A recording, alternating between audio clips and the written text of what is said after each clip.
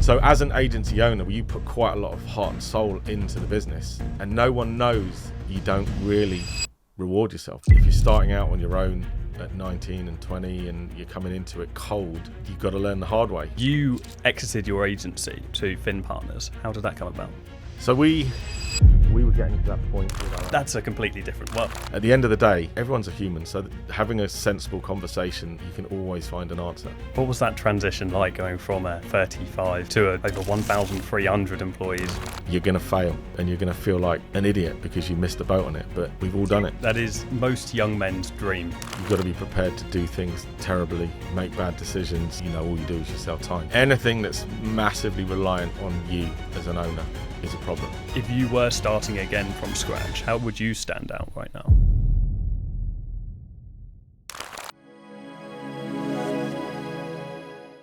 Alexis, it's great to have you on Agency Giants.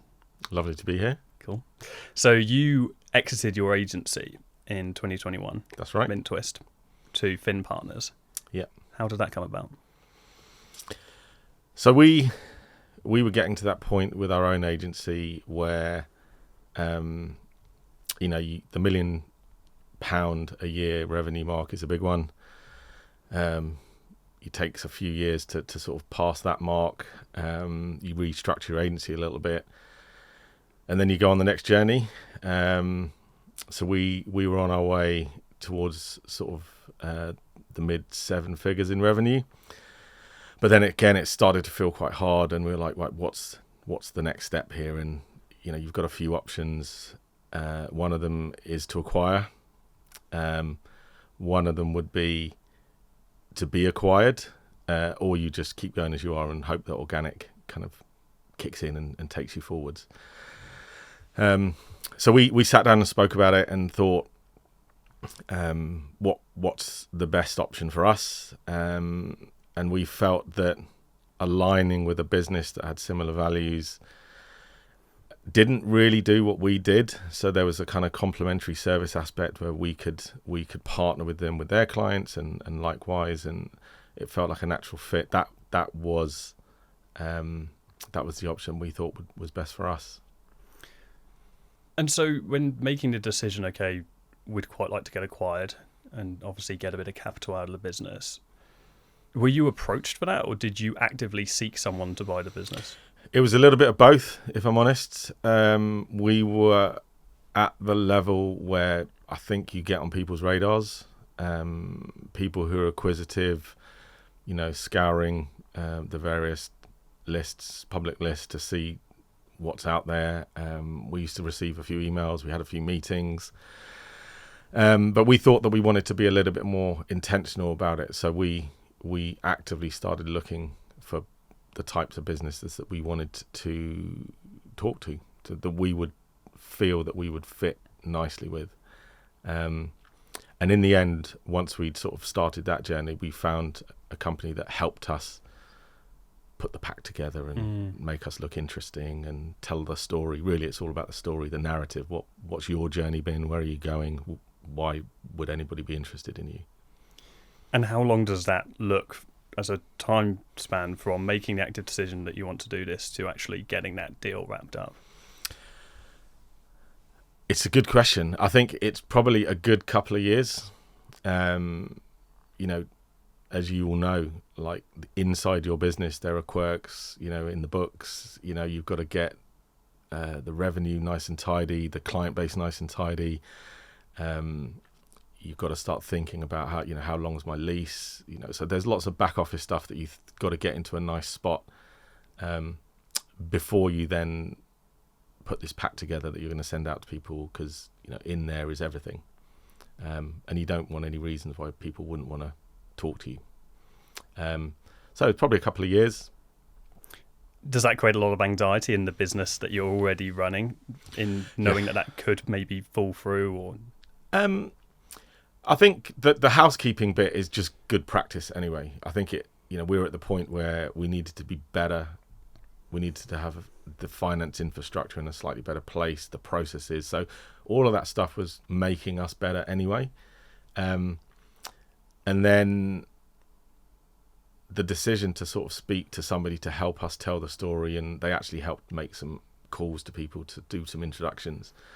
That process felt fairly natural. But once those meetings started going in the diary, it started taking up quite a lot of time. So you end up doing your day job, and then you've got this other side activity, which is as much time. It's a bit like dating. Yeah, I can imagine it's a stressful process.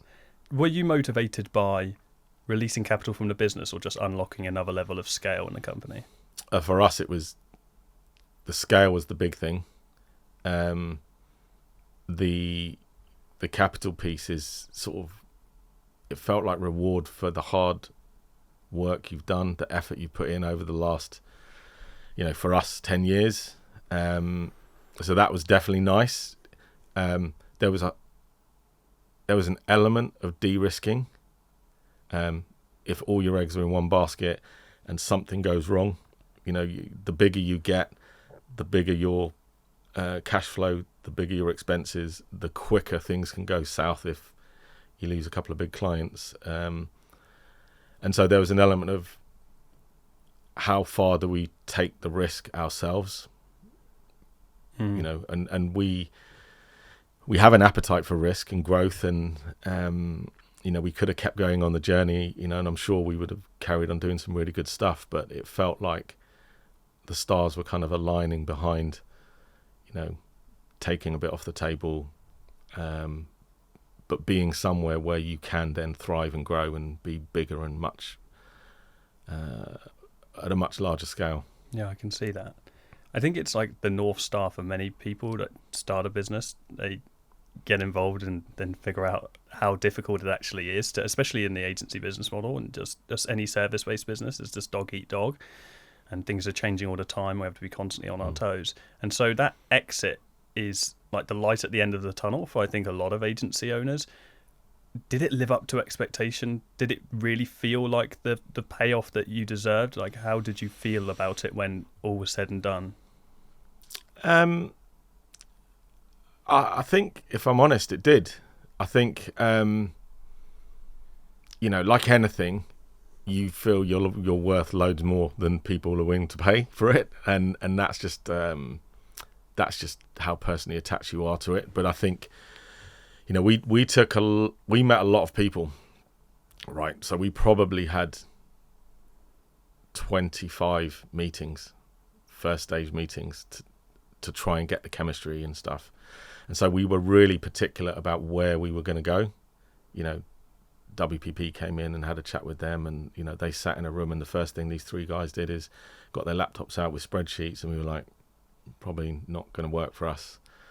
And so when you end up in a place that you feel like you fit, that bit feels good, because it's not like you've turned up in a completely alien planet that, I've had friends of mine that have sold and have left the new business in 9 months because they're like, it just is horrible. And so we were conscious we didn't want that, and we were very core to everything that we did is our staff, and so we were really, really conscious that wherever we went, they would feel good, because they've been really good to us, and we wanted to do right by them. Yeah, that makes sense. I mean, it's the lifeline of every exactly business, a service-based business. I mean, all you do is you sell time, so having amazing people is the only way you can be successful. And it's an exciting path for them to take, then being brought on. Well, how was that received actually by the staff making that announcement? Yeah, I think so because we were doing this kind of dating piece, we were just meeting businesses and seeing how we fit. We ended up doing it, and the timeline is really weird, because it was sort of Christmas 19 when we sort of decided that this is what we wanted to do, and we met the right people and we were figuring out how to do it, and then COVID hit, right? So we'd given up the lease on our office that Christmas prior to any deal being done. We'd made a decision that this is something we want to pursue, and the worst comes to the worst, we can always find another office. And so as we got into the nuts and bolts of the conversation, it became very, very clear that their bank wasn't keen on risk during the time. So we actually partnered with them for a year. So it was kind of an even softer landing, if you like, because they said to us, we got some office space free, you're welcome to use it, so we did, and we had a year of getting to know each other, which was really, really powerful. Again, not typical, but that's the way it landed in that particular time. Nice. So the reason I say that is because the staff, it felt organic at that point. It was a natural progression. Yeah, and they could see where we were heading and why we were doing it, and the benefits of being with a company like Finn. You mentioned thinking or always believing that you're worth more than you are, and I think that's something that a lot of agency owners don't actually realise, is that the multiples aren't as sensational as, say, a software business. Correct. Which I'm aware you've got history in as well, or being a software developer. Could you speculate on what kind of multiple you managed to get for the business? We ended up talking about revenue. We were on a growth trajectory, and we always have been. So we grew every year, come what may, sometimes 10%, sometimes 40%. So our trajectory was always good. So we were very clear that the conversations were around, we're buying what we are today and the people that we are and the clients that we have and our processes of doing things. But we're on a really good journey. And so we had to figure out a way to have that conversation. But I think, the typical multiples of EBIT were kind of 5-ish. On a good day, you might get a bit more, 6. A few years prior to that, you might have even gone as high as 8 if you had a really good niche model. So yeah, that's the kind of typical numbers. And I suppose I can only imagine it being a really valuable exercise when you are making that decision to be acquired. It makes you, and it forces you to look at the business in many ways that maybe you haven't done before, and you have to rebuild a lot of the existing infrastructure that you've got. What would you say were some of the biggest lessons that you took from that process, and like looking at the company objectively and being like, okay, we need to maximize on our potential return here? What were the biggest lessons? So anything that's massively reliant on you as an owner is a problem, right? Because, then they're buying you. And, we found that as you get over the £1 million a year mark, so you're talking 100 grand a month revenue, you're sort of at the size where you need leadership. You need the next level down to help you with things. We work quite hard to put like a board in place. And so we had a few senior people in the team on the board, and finance was there, and we had a non-exec chairman who came in and chaired the board. And so we started to run the governance of the business as if we were slightly bigger. And it was quite painful as you're going along, because you just as a young entrepreneur, you just want to roll your sleeves up and get on with stuff. But I think it was a good process to go through, and it kept us in check, it kept us accountable to each other. We all had to agree on whatever the plan is for the next quarter, and then we would each go off and do our bit to contribute towards that. So as all agency owners will know, you don't really know what you don't know until you have to know it, right? So you're kind of doing an MBA on the job the whole time, and in some respects, it's way better than doing an MBA because it's all real life stuff. And so as we built that structure out and we had this senior team, it became much easier to talk to people about, look, I am important to the business, but if I get hit by a bus, the business doesn't stop. It keeps going. One of the objectives, one of the things we always kept track of was succession planning. Who's going to take over from who if someone gets hit by a bus? And so we always had our eye on who could step up and take my place and who could step up and take Elliot's place. And on paper, they might not look as good as you initially, but we had confidence that they would learn what they needed to learn and get stuck in. So that was quite good. The structural piece was important to us. That's very interesting. How do you ensure that the senior directors in the business understand the complexities of all areas of the business enough to be, because it's one thing being the founder and building from scratch. You've built that baby from the ground up, so you have a deep understanding of everything. And maybe this is a selfish question because it's something I think about in my business. It'd be very hard if Joe, my business partner, got hit by a bus, for somebody else other than me in the company to actually step up and run that. So how do you ensure that the senior management and directors have a deep enough understanding of everything? So you've got to make the decision to be open and honest and transparent about the warts and all stuff that you probably don't talk about, right? You know, there are times we've all had where you're like, how am I going to make payroll this month? I've got all this business that's out there and I've got all these invoices out there, but no one's paying me. Like, what do I do? You know, and then the last week of the month, the money comes in and you kind of take a sigh of relief. But it's that level of anxiety that people don't really know about. And so you need to bring the next level, however many people that is, a couple of people, you need to bring them into the inner circle and you need to have them understand the pain of running a business. It's not easy. People look at it and, you know, it's easy, right? Oh, you got 30 people, it's easy. And it's not easy. Like, you know, there are times where, you know, you've got to have conversations with the HMRC about something, or you've got to, you know, the accountants are telling you can't do anything like you used to. And you have to manage all of these things, not even to mention 30 conversations about individual people. I think we got up to about 36 or 38 people, and just managing people is a full-time job. And so that's the stuff that people don't really know about. So bringing in the next level and having them understand the nuances and the difficulties, I think it's a really good starting point. And to be fair, that a lot of that is what we spoke about in the board meetings. We were very strict about having them on a monthly basis, 3 hours. They're in the diary. Once a quarter, we'd go off site and do it over a lunch, or would, you know, do it over a day. And you talk about the tough stuff.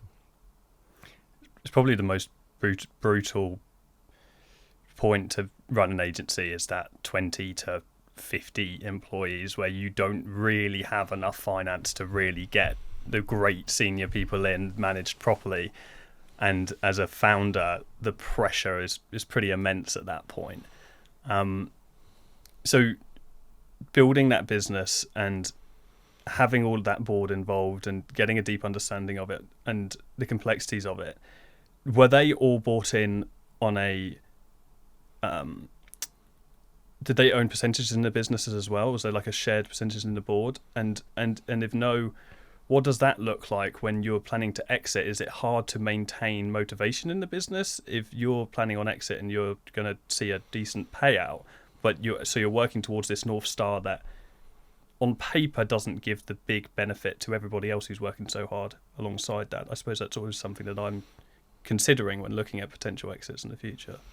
Yeah, so we spent quite a long time figuring out how to bring in this employee shared ownership model, and it was complicated. I think we always did our very best to pay well, as good as we could with the small business that we were. Let's face it, you know, when you're 30, 40, 50 people, you're still a small business.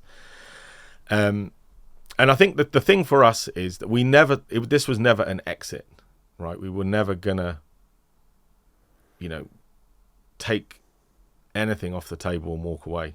This was always about, you know, rewarding ourselves for the fact that, you know, Elliot and I, there was one year where we didn't really take a salary, like no salary. We paid the business. We put all the money back into the business. We invested in new people. You know, back when we first started, we were a web design outfit, like you said. You know, I was a software engineer. Elliot was a software engineer. We built websites, right? People came back to us quite quickly, you know, late 2000s, and they were like, this is an amazing website. You know, what can we do with it now? And so you start to teach yourself about SEO. Built an SEO team. SEO became very difficult with all the regulations and updates and Panda and Penguin, and suddenly paid became a thing. So we had to build this paid team. And so as an agency owner, you put quite a lot of heart and soul into the business, and no one knows that you don't really reward yourself. You don't take big salaries. You don't buy expensive things. Your heart and soul is building this business that one day, like you say, is going to have a bit of a payoff. And so part of this whole process, it was just the next step on our journey. It was an evolution, and the transaction that we did was just about us rewarding ourselves for all the hard work over the last 10 or 15 years.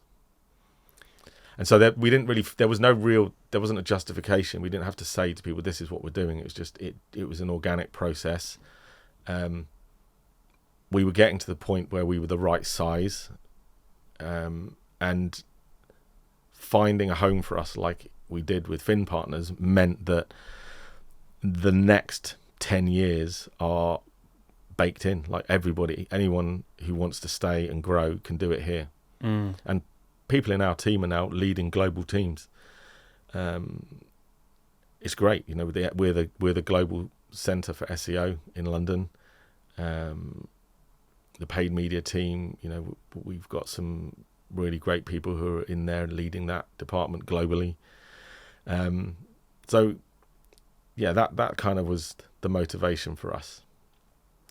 And did you retain part ownership of MintTwist in No, the exit? so that's one of the key elements to most transactions is that the new business owns all the shares. So we're senior in the new business, but you don't retain ownership. So it's kind of like getting paid to take a high paid job. I think you end up with a really good job in a really good business, doing your thing. Again, it comes back to this finding a good fit for the business, because they were very clear with us, like, what you have done and what you have built is amazing, and we don't want to change a thing. We don't want to tell you what to do. We don't want to change anything. Just keep doing what you're doing. But you've now got the backing of this big framework, and they take accounting away from you. They take HR away from you. They take the office away from you. So all the things that you had to do as a founder that took up so much of your time on a weekly basis to manage is suddenly not there anymore. And so you have the freedom to now go and do what you do, right? Go out there, meet people, sell, win amazing projects, collaborate with the teams around the world, and sell more to all of our existing clients. And that's the biggest breath of fresh air when you come through the other side here. What is that? I can only imagine that release of stress and pressure to be just immense. I would sleep for days. Look, ultimately, we don't take lightly how well we've landed. Okay, the team, the Finn family, Peter owns the business, runs the business. His son Noah, who I work directly with, heads up the marketing team, and they said to us, "Go and take 3 weeks off. Go away. Nice. Like, relax. Don't worry about this. Come back, reinvigorated, and then we'll figure out where we go next." And so we did that. We took the kids. We went to the Mediterranean. We did 3 weeks in a hotel. Who does that? We came back, and we were like, "This is rubbish. Let's go away again." So I think 2 days later, we went to Cyprus for a week. And so basically had a month off. Although the last bit I ended up sort of diving into work a bit because we needed to get going. But they were great. And so that bit, there's a lot to learn. You've been doing your own thing in your own way for a long time, and then you end up inside this bigger business, and you're trying to understand how it works, and who do I talk to about this, who do I talk to about that, and everyone wants to meet you. And so you suddenly realise that there is way, way more out there than what we've been in this little bubble for the last 10 years. I can imagine. And then it becomes quite exciting, because you start to see the opportunities and the brands, the global brands that they work with. It's just phenomenal. So we can just tap into all of that. What was that transition like, going from a company with 35-ish employees to a business with over 1,300 employees, to over 30 offices, almost as many offices as you had employees? Yeah. That's a completely different world, right? It's completely different. Yeah. It's completely different, but it is the same, right? Same challenges. Maybe the numbers are all a bit bigger, but the same challenges. The global piece is interesting. The nuances of the UK versus the US versus Asia. Very, very interesting. It takes a bit of getting used to. There's a lot of names. I think lots of people want to meet you. Lots of people want your time. Lots of people want to pick your brains. Can you help me with this? And I've got this client, and they've been talking about that. And so that you end up running quite quickly. You land and then you just get going. But you've got to have the appetite for that, because there's a lot of people that would get to the end of the journey and then they're like, you know what, that's my agency bit done. I'm out. I'll transition it for a year, and then I'm done. I'm going to go and do some product stuff, or I'm going to do something else that's not service based. But we always felt like there was a next chapter for us, and the next chapter was a big kind of global chapter. And early on, actually, probably around 2010, 12, we worked with the British government on their passport to export scheme, because we knew we wanted to have another office somewhere else to do some bigger scale stuff. And that scheme is really cool, because they pay for a lot of things for you, and they take you on trade missions to other countries. And we ended up in the Middle East, so we took an office in Dubai, and we ran that for probably 6 years. And over that time, we were backwards and forwards from there. We worked in Abu Dhabi, Dubai, Qatar, Saudi, Kuwait. We worked all over the region, and that was fun. That was cool.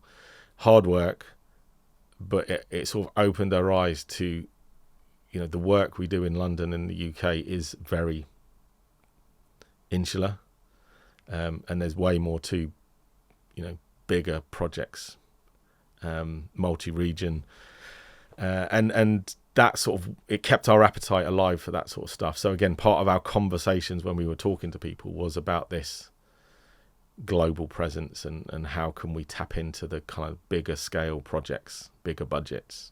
We work with clients now that have budgets that are way bigger than our entire revenue previously. And that's just nuts when you think about it. Yeah, it's amazing. And I mean, the company's doing hundreds of millions in revenue, and you've come from this position which is so polarizing to that. Presumably your role changes so much as well. Are you still heading up what is essentially MintTwist inside of a larger corporation? Is it like an agency within an agency, or how does it operate? So originally that is how it worked. We were attractive because we could come in and run digital in Europe. They had teams in the US that were doing digital work and nothing in Europe. And so in the PR world, everything is organized by sector. So you have a PR tech team, health team, travel team, consumer, et cetera, et cetera. And then we came in to be this digital layer across all of it. So if an existing client needs an SEO project, we can help. If they need a website, we can help. And so that was the model across all of the businesses, actually. The US team primarily took care of US clients. We took care of the European clients. And then we realized that, as we got to work with the senior leadership team and the other founders, we got to realize that there was a huge amount of inefficiency in that. And so over the last year, we've kind of worked to integrate all of the digital teams into just one big team. So now we're just Fin marketing. And so we've transitioned away from the legacy business units into just one large marketing team, 250 people. And I'm on the executive team that runs that business unit now. So presumably before the acquisition, Fin weren't offering SEO and web services, or were they just not to the standard that they wanted to offer? They were doing it all in the US, so they had nothing in Europe, which meant that the European team struggled to get a foothold in the queue with the US teams. Time zone issues, we're 5 hours behind. New York 5 hours behind us, and so coming here to help them with that was the key. They did media, but not a huge amount of performance. They do a lot of traditional media buying. Zero SEO anywhere. They tried to get a few pilot things going, but that was slow progress. So we were like the rocket fuel to bring that all up to speed. Fine. And presumably, and I can only imagine that not only just from the perspective of Fin, you're acquiring team and clients, which of course is great, but newer agencies are always the ones that are forced to innovate and really stay on top. At least from my perspective, the hardest, because we have to compete with all the big dogs, and we have to do. And so, are there any significant standout lessons or things that you think you've brought to the table since the acquisition to Fin that has made a significant impact on the larger business, on the way things are done? I think so. One of the things we are good at in the UK is the structure and the process, and the roll your sleeves up and just get stuff done. Don't let too much process get in the way. So I think the way that we were operating at MintTwist was very, very successful. Right, we were profitable, and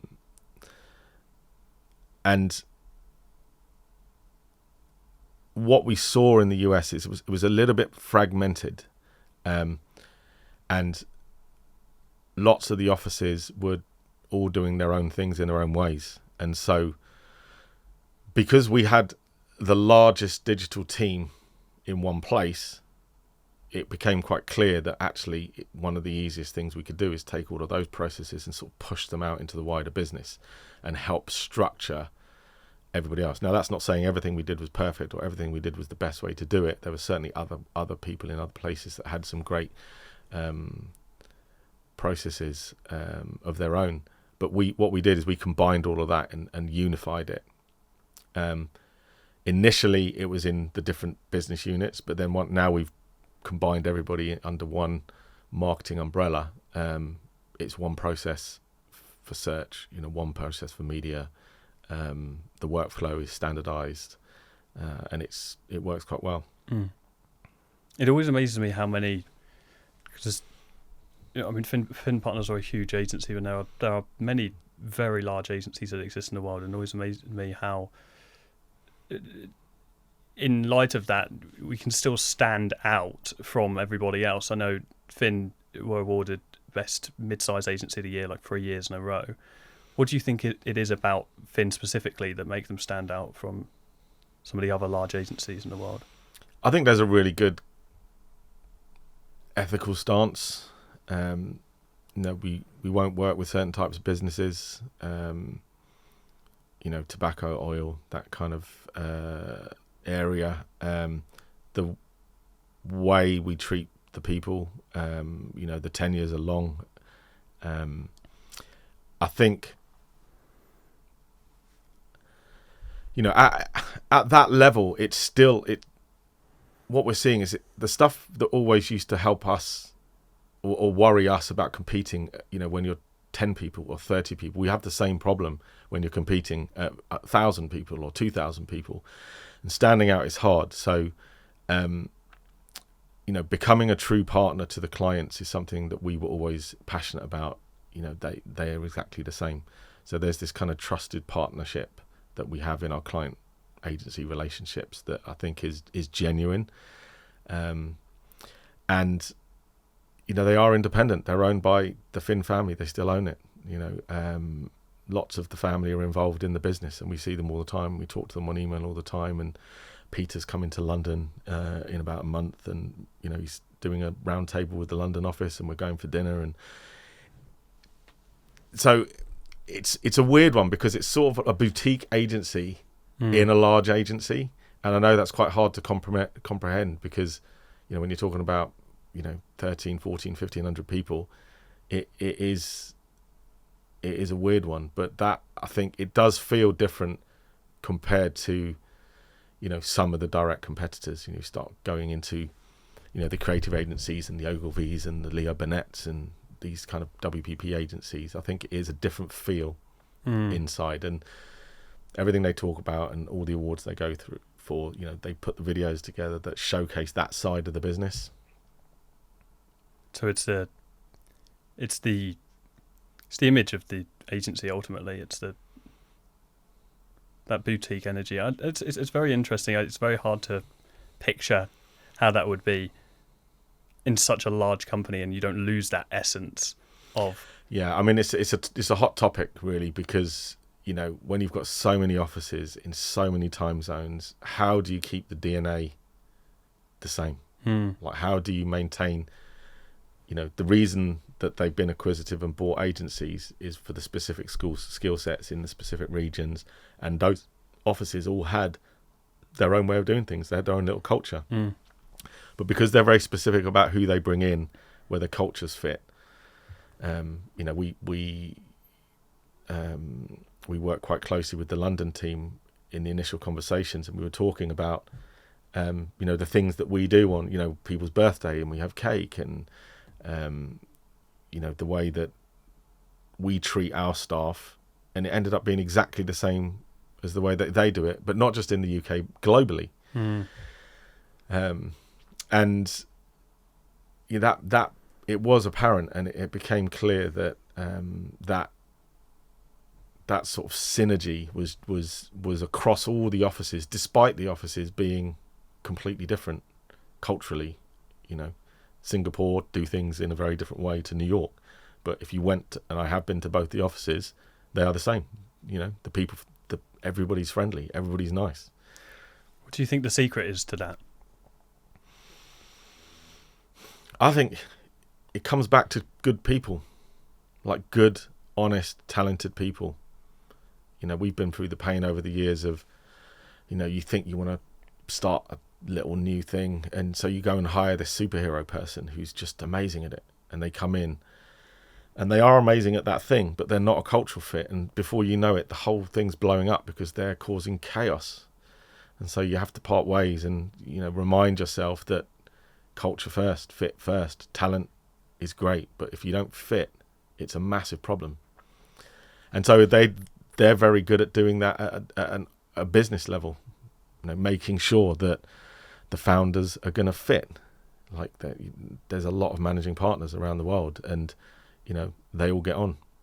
They all pull in the same direction. And so I think you just got to work hard at it. I think don't take shortcuts. Don't kid yourself. You know, it's all the usual stuff, but at a much higher level. You obviously founded MintTwist with your business partner Elliot. Was your relationship like a polarizing, complementary relationship, in the sense that one person was more on the business development side, one person on the service side, which is what we quite often see in agencies originally? Were you both service focused? And how does that now look when you're in FinTwist, in Fin Partners, presumably together still? I presume Elliot has taken a role in Fin as well. So what did that relationship look like initially, and how has that now changed through the acquisition? So originally, it was just me and a laptop. So I ran it by myself for a few years, saw the opportunity to grow it. Elliot, who we've been best friends since we were 10. So nice. we've been at school together, you know, so that's awesome. Best mans at each other's weddings, all that kind of stuff. He went down the consulting route, so he was taking contracts. He was in the Silicon Valley in the dot-com boom. He went to a Google party when there was like 23 people. He did a stint, a couple of years in Zurich. He did some time in Amsterdam, Copenhagen, contracting all over the world. I kept saying to him, there's this thing, it's definitely going to work. Get involved. And it's only when he took a contract in London that he then sat next to his now wife, and he said, I'm going to stay in London. And I was like, right, now's the time. So I had a client that was doing some stuff in Hong Kong, and we went to Hong Kong and spent a week figuring out how we were going to do it. And then I think a few weeks later, we kind of clubbed together, got the limited company sorted out with both of us in there, put a bit of money in, got a server, first employee, and we were off and running. But like you say, very, very quickly we realised we can't both do the same thing. And he said, you know, he'll take one for the team and go down the sales route, the business route. Now, look, both of us got involved in a lot, but he took more oversight of that area and responsibility for that area, and I was looking after the delivery side.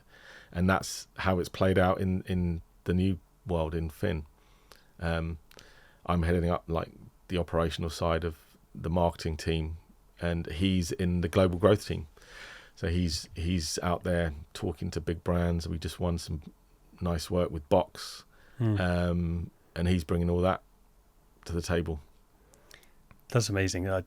That is most young men's dream, to go through the journey that you've gone through with a great friend. So I can only imagine how great that was.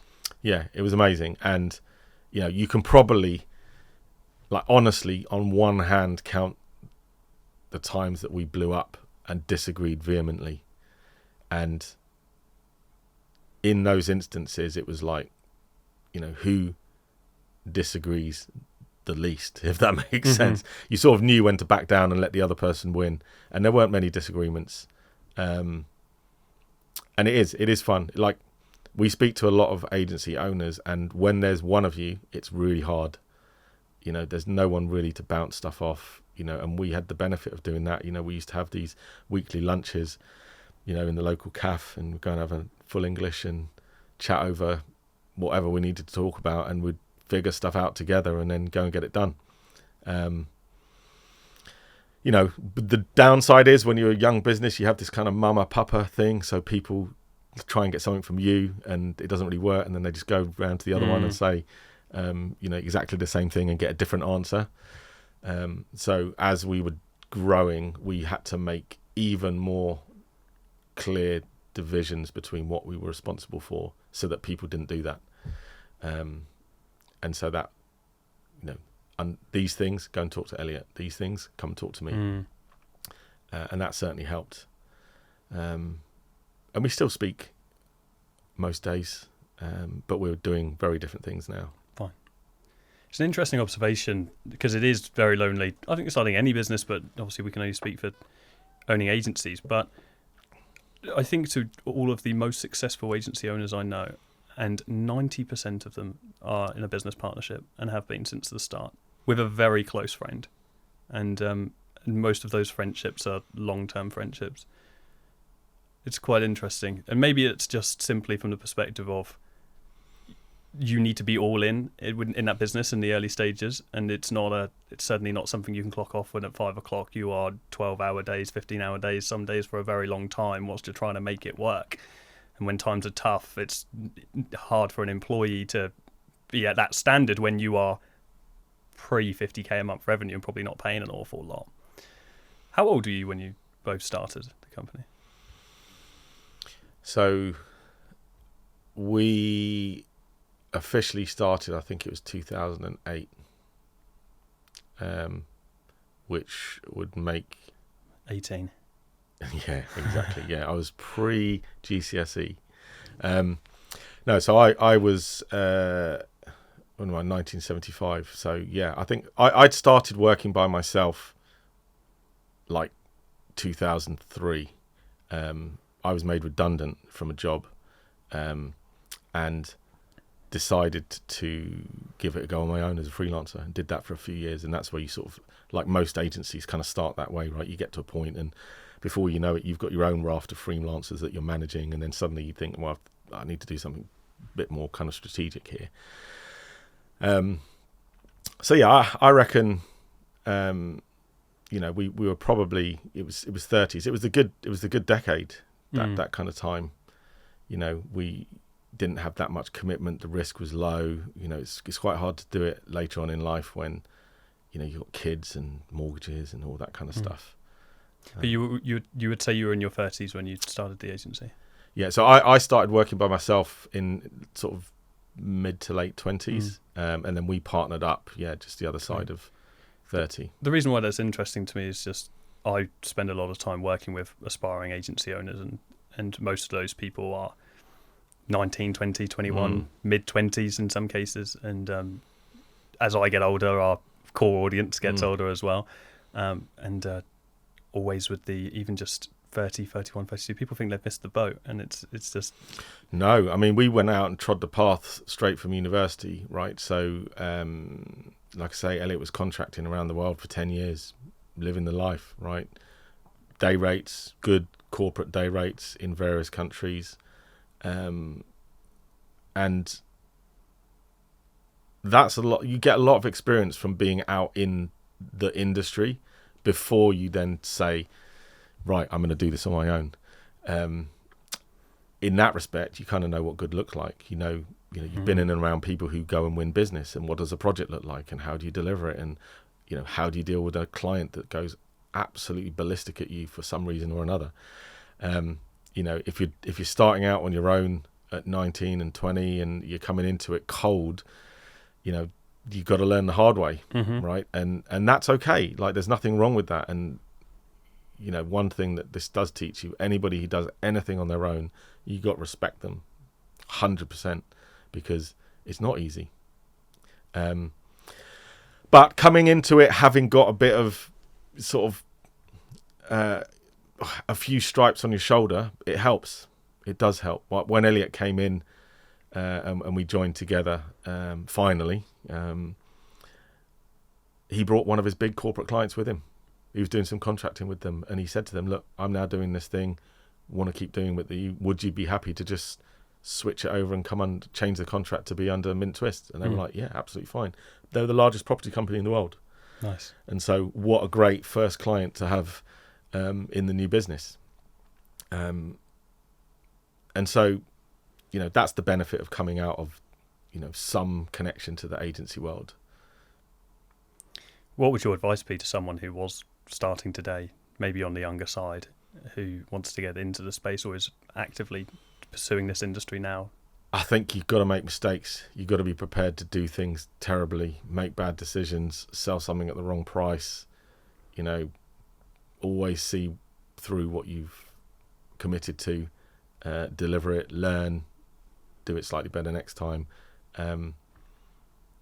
You're going to fail in loads of areas. You're going to forget to file your VAT. You're going to forget to, whatever it is, fill in some questionnaire that HMRC sends you, and they're going to chase you, and you're going to feel like an idiot because you missed the boat on it. But we've all done it.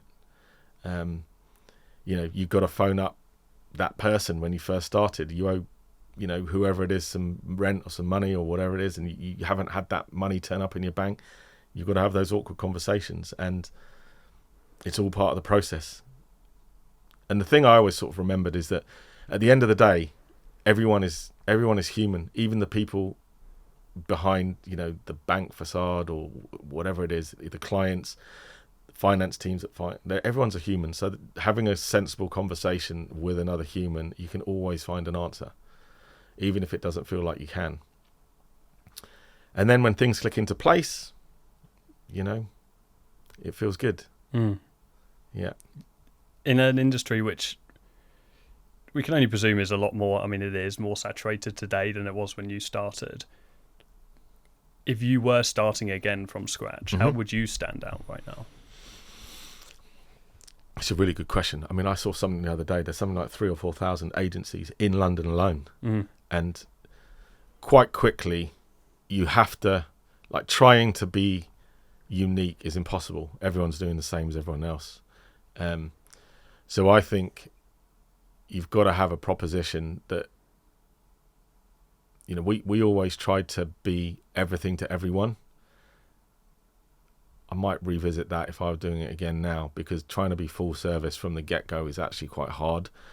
I've seen people be very successful at being, like yourself, a Shopify agency, right? Or we went to this Wix event recently, and there was loads of smaller agencies that were Wix specialist agencies, and that's a platform that's up and coming, and it's just not necessarily all about plumbers and electricians now doing it themselves. You can do some good stuff on there.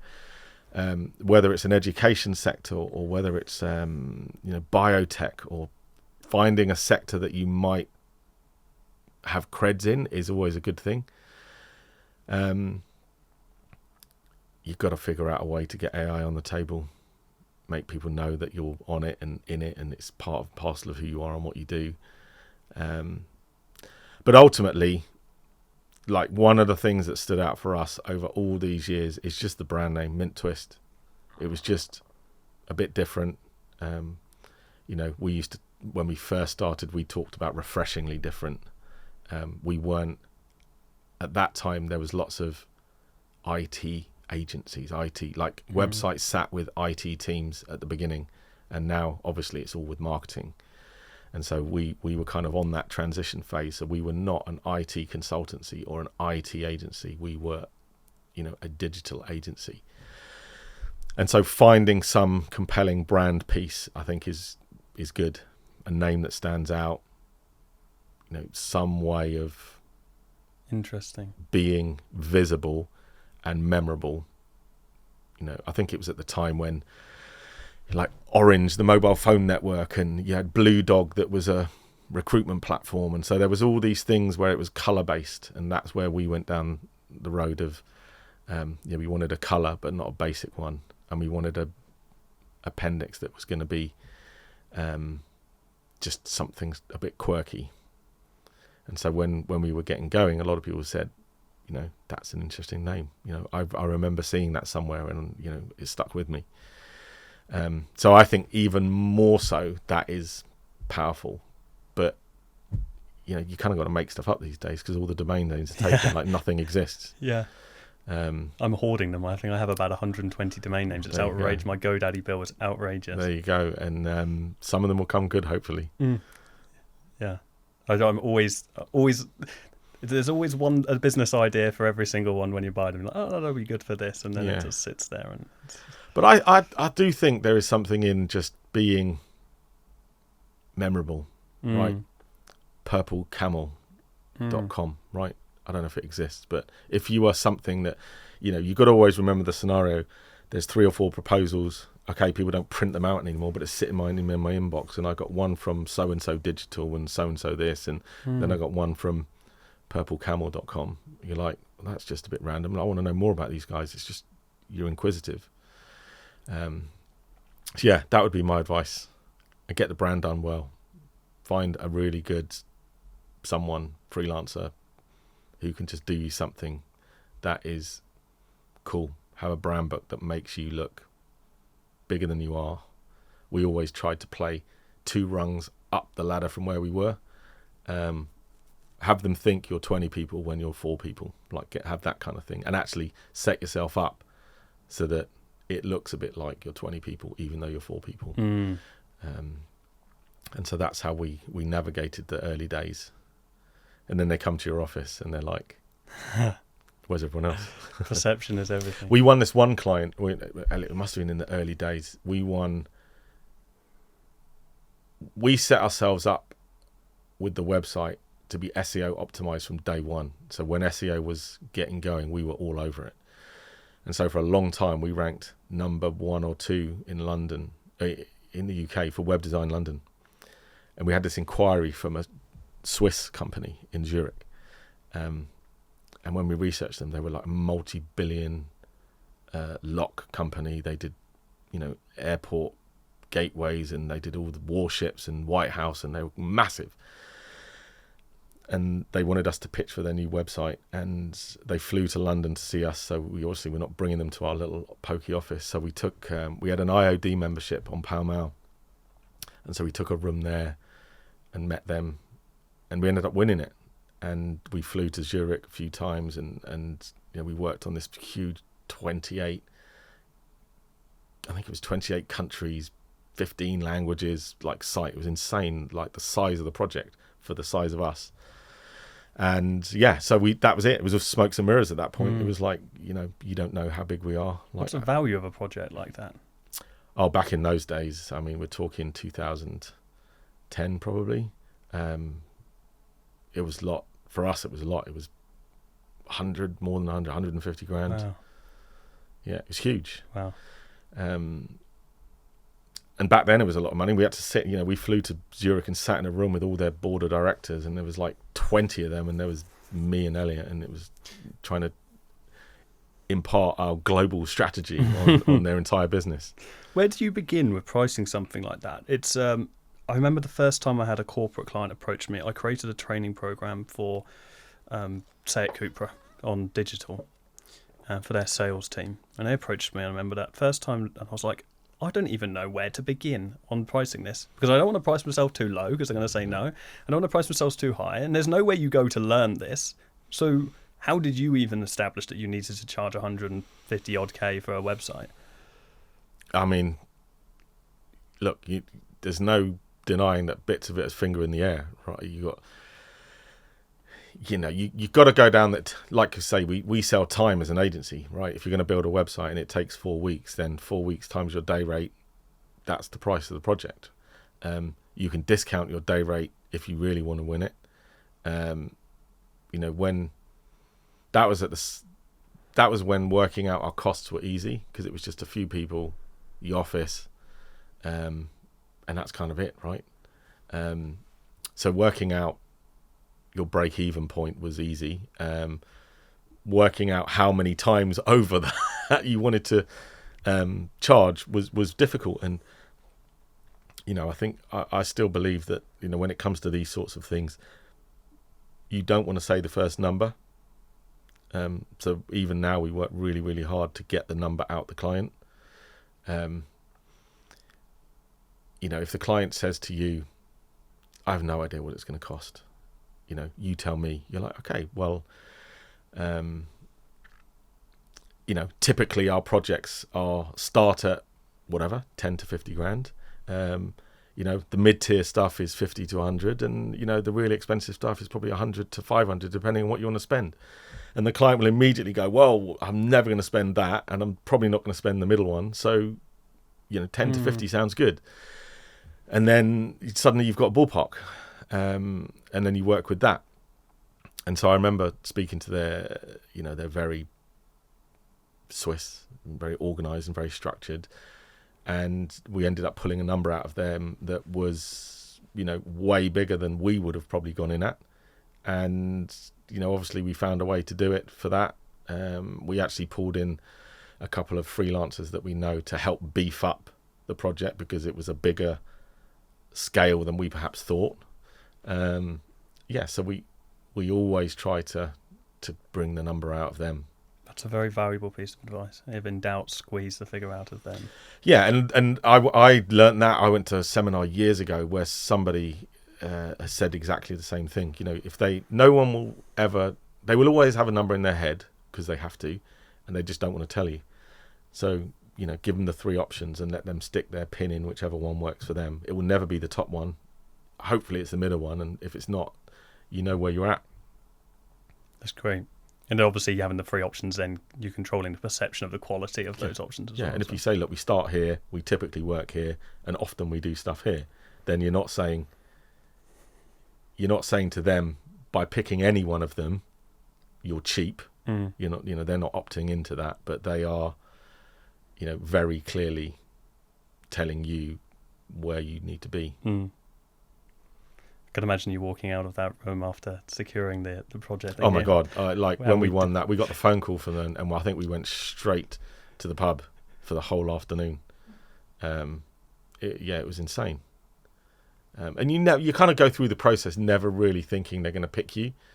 And then we asked them afterwards, we were like, why did you choose us? And because they had us, I think they had a French agency, a German agency, a Swiss agency, and maybe another one in the UK. But because of the background of Elliot's corporate, and I'd won some work with BP a few years before, we had quite a good kind of structure of a document to kind of propose something in a corporate way. And I think that just resonated with them. Love it. So polarizing those humble beginnings to now where you are, what do your goals look like now you have had an acquisition and you're now in this larger company. What does the future look like for you? What motivates you? So for us, we always wanted, like I say, we always wanted the next phase of work and to keep going and to keep being better. And I think from day one, Elliot and I have put the Finn hat on. So yes, we have our brand and we're attached to it, and very personal reasons. But from day one, we were always we were in this for the next bit. And so by wearing the Finn hat and thinking about Finn as we thought about ourselves and MintTwist, the opportunity now becomes, where can we take the Finn brand and what can we do? The challenge we have is that in America they are very, very well known. The origins of Finn Partners is a company called Ruder Finn. So it's the Finn PR connection has been in existence for a long time. In the UK and in Europe, it's not as well known. And I think part of our job is to help them change that. We want to compete with the slightly bigger businesses now, with the bigger brands doing what we do. Be it branding agencies, creative agencies, digital agencies, we want to compete with all of them. So the journey for us is, how do we take our team of 250 people, grow that to 500 people, and compete with the really big stuff, winning really big projects for really big brands. And we're winning great work all the time, but we want to get up there playing with global household names. Nice. And that's the challenge now, and that's the driver. When you wake up in the morning, that's on the agenda. And so you've got to ask yourself the question: is it enough to get me out of bed every day with a bounce and not be sad about going to work? And I think at the moment that is really exciting. It's probably a 3 to 5 year journey, and we're on the way now. Do you see yourself as someone that's going to work until you drop? Yeah, 100%. What is it you love about work and about business? It's a great question. I think it's the sense of purpose that is obviously very different to your family life. Obviously, everything you do in your personal life is, the most important thing. Kids and my wife and family come first. Of course it does. But, having that energy in your work life, and it can be whatever it is for everybody. Everybody's different, right? But I do like the business world. I love the digital space. When I couldn't afford a computer as a kid, I remember painting a Kleenex box and cutting out the keys, made my own keys, and I had made my own fake computer, and I don't know how old I was, 5 or whatever it was, and then I got a Commodore 64 for Christmas.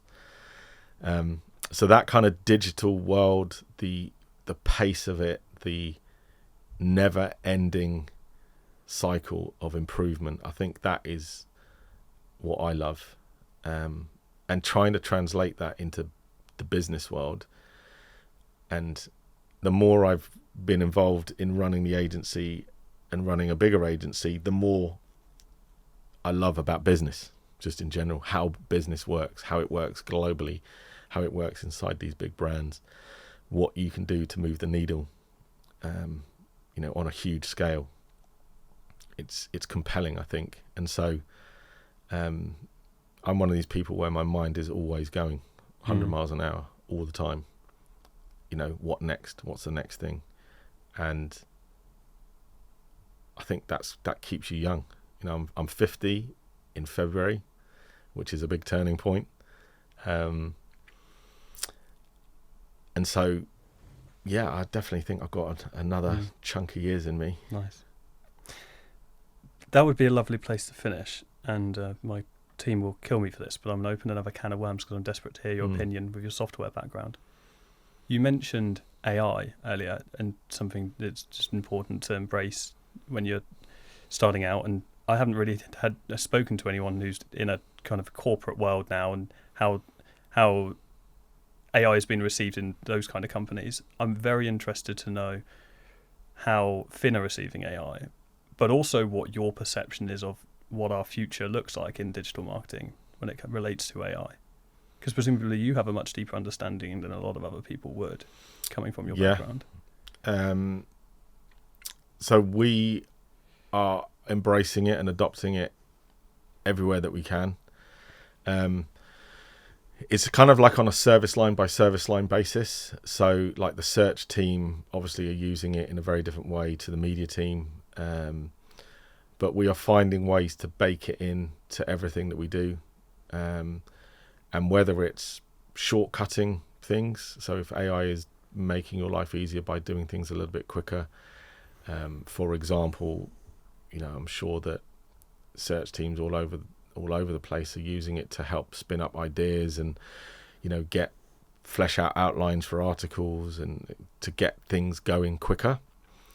I think we're looking at what we can build internally for ourselves to help speed up lots of internal processes. New business is a good example. So we're busy loading and creating a model around all the case studies that we have, and all the RFPs that we've responded to and won, so that we can then talk to our own isolated model and ask questions like, what would the best case studies be for this particular piece? And Nice. It just tells us, rather than having to go and speak to 50 people and take 5 days to get an answer. You're getting the answer in seconds. So I think my kind of take on the whole AI piece is that we should use it as much as we can everywhere that we can, but it's all about the intelligent prompting. I'm sure you've had these conversations before. Knowing what to ask the AI is half the battle.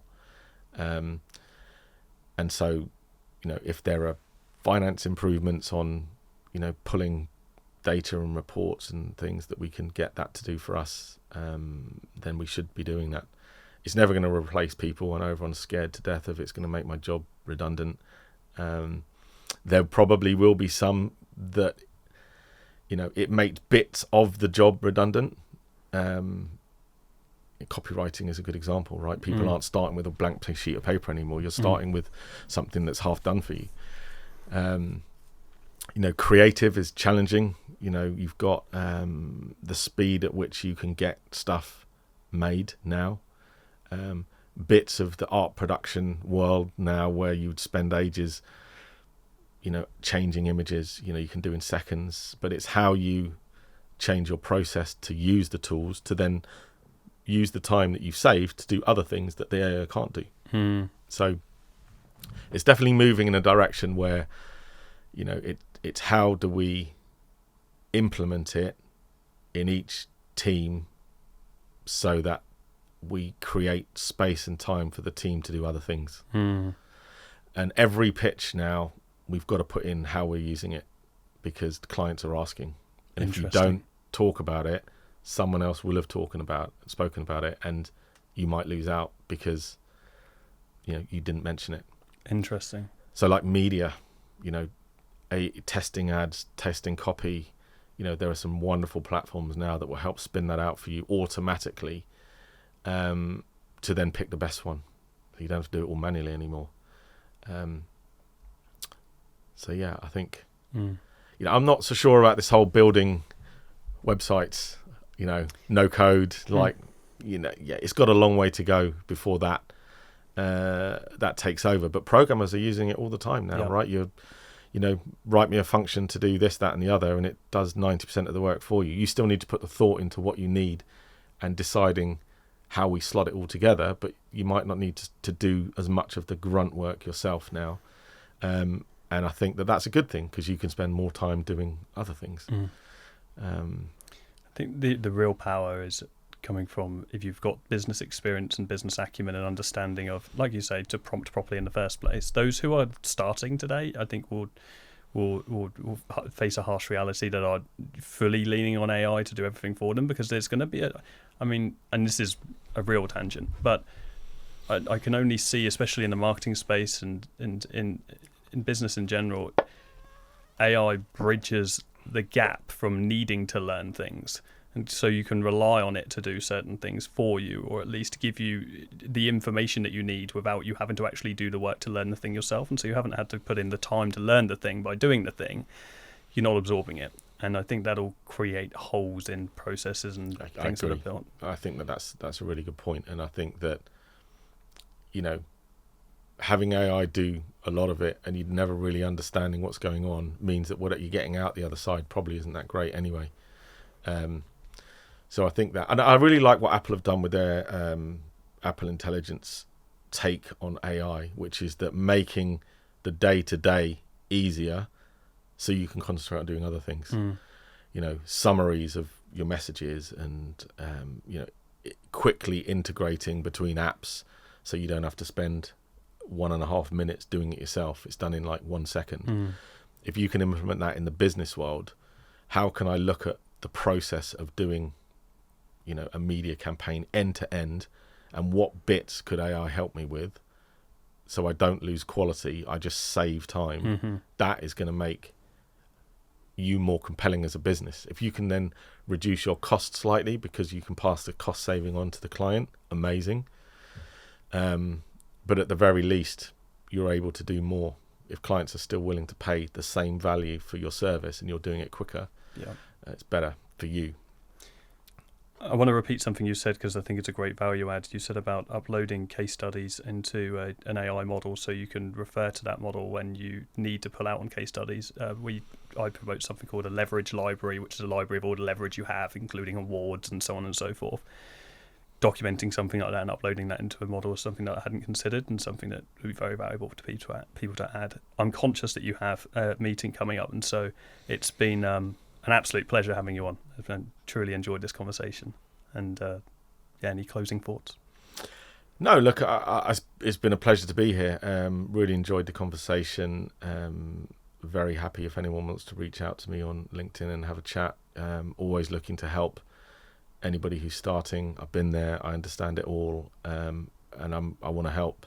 I would say if you're thinking about doing something in the agency world, 100%, it's completely rewarding, and you definitely can make it work. If you're thinking twice about stopping it, give it another go. It's hard, but I think there's not a lot out there that beats it, short of being a Hollywood actor. Thanks so much, Alexis. You're very welcome.